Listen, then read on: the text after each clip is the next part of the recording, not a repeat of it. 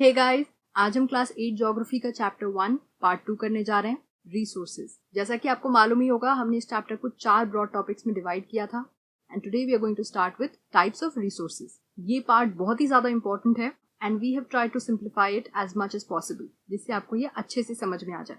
There are 3 types of resources: natural, man made और human resources.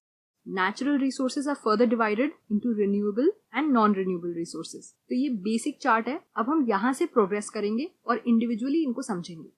सबसे पहले आते हैं नेचुरल रिसोर्सेज पे। ये क्या होते हैं? Resources that are drawn from nature and used without much modification. तो ऐसे कोई भी रिसोर्सेज जो हम नेचर से लेते हैं और उसको ऑलमोस्ट डायरेक्टली यूज करते हैं, उसमें ज्यादा कोई चेंजेस नहीं करते। For example, air, water, soil, minerals, ये सब नेचुरल रिसोर्सेज हैं। Maximum natural resources can be use directly, हमें उसमें कोई मॉडिफिकेशन करने की जरूरत ही नहीं पड़ती है। लेकिन कुछ कुछ नेचुरल रिसोर्सेज को यूज करने से पहले हमें थोड़े बहुत टूल्स और टेक्नोलॉजी यूज करना पड़ता है। 2 तरह के नेचुरल रिसोर्सेज होते हैं, renewable and non renewable. Renewable resources वो होते हैं जो खुद ही जल्दी जल्दी रेप्लेनिश हो जाते हैं। For example, water, soil, air, solar energy.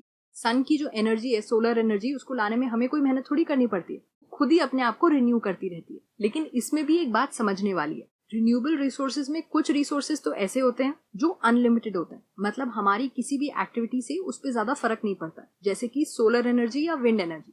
लेकिन कुछ ऐसे रिसोर्सेज होते हैं जिनको अगर हम केयरलेसली यूज करें तो वो खत्म हो जाएंगे, उनकी क्वांटिटी कम होने लगेगी, जैसे वाटर, फॉरेस्ट या सॉइल। अब आपको लगेगा वाटर कैसे कम होगा? आप में से काफियों को मालूम होगा कि काफी सारी रिवर्स जो हैं वो अब ड्राई हो रही हैं या पोल्यूटेड हो रही हैं, तो हमारे लिए पानी नहीं बचेगा। काफी सारी प्लेसेस में ऑलरेडी वाटर की प्रॉब्लम स्टार्ट हो गई है। नॉन रिन्यूएबल रिसोर्सेज क्या होते हैं? ये वो रिसोर्सेज होते हैं जिनका लिमिटेड स्टॉक है, मतलब ये एक बार खत्म हो गए तो इनको बनने में फिर थाउजेंड्स ऑफ ईयर्स लगेंगे। अब क्योंकि थाउजेंड्स ऑफ ईयर्स एक बहुत ही लंबा टाइम है और ह्यूमंस उतना लंबा जीते नहीं है, उनकी लाइफ स्पैन उतनी लंबी होती नहीं है, इसीलिए इन रिसोर्सेज को हम नॉन रिन्यूएबल रिसोर्सेज कहते हैं, क्योंकि once they are finished they will take thousands of years to form again. For example, coal, petroleum, natural gas, all of these are non-renewable resources.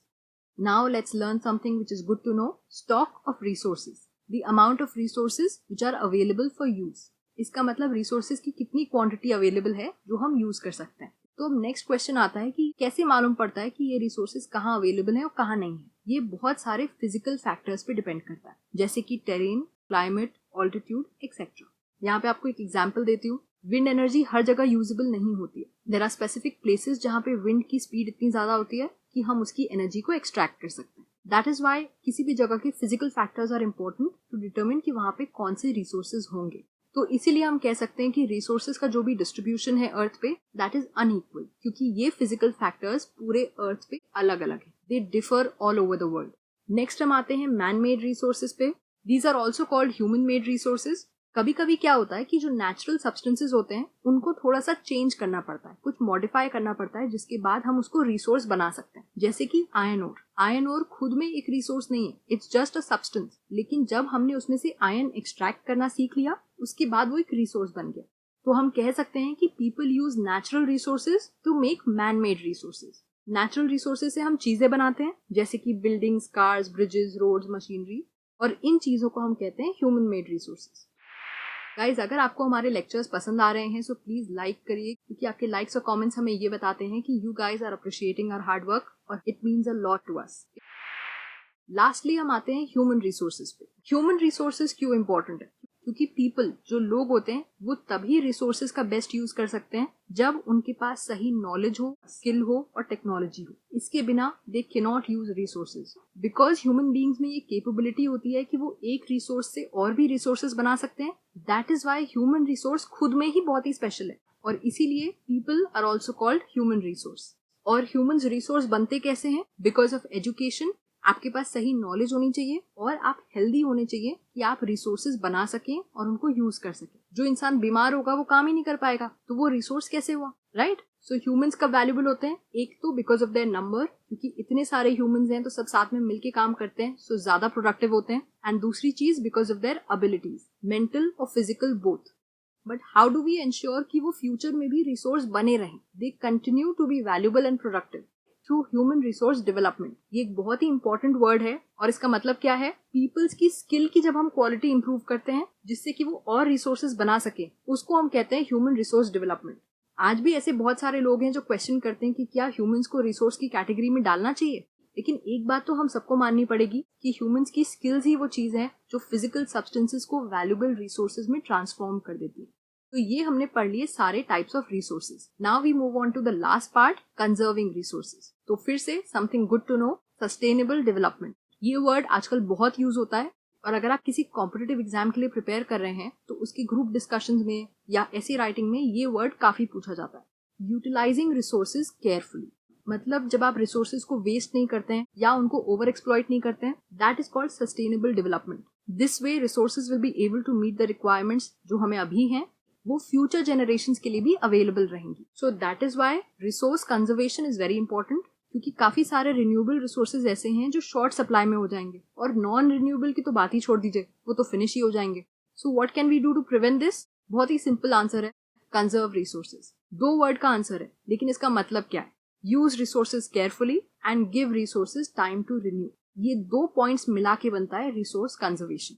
तो अभी आप पूछेंगे कि रिसोर्स कंजर्वेशन ये था, सस्टेनेबल डेवलपमेंट क्या था, वो वर्ड हमने पहले पढ़ा, दोनों में डिफरेंस क्या है? इसको भी इजी तरह से समझा देते हैं।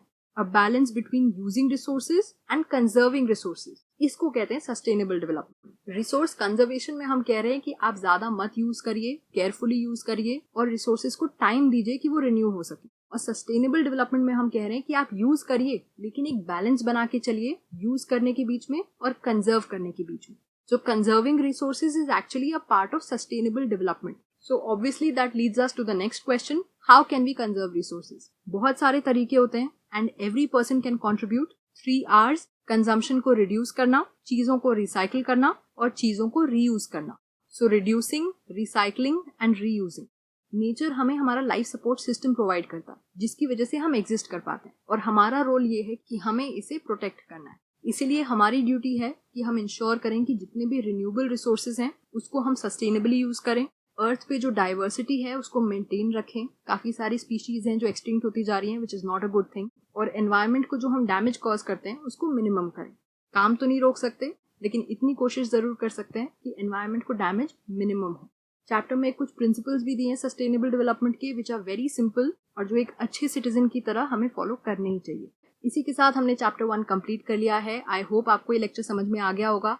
अगर लेक्चर पसंद आया हो so please show us some love, subscribe करिए, लाइक करिए और कमेंट करिए। I see you guys next time with the next chapter. तब तक के लिए स्टे सेफ और एंजॉय करके पढ़ाई करिए।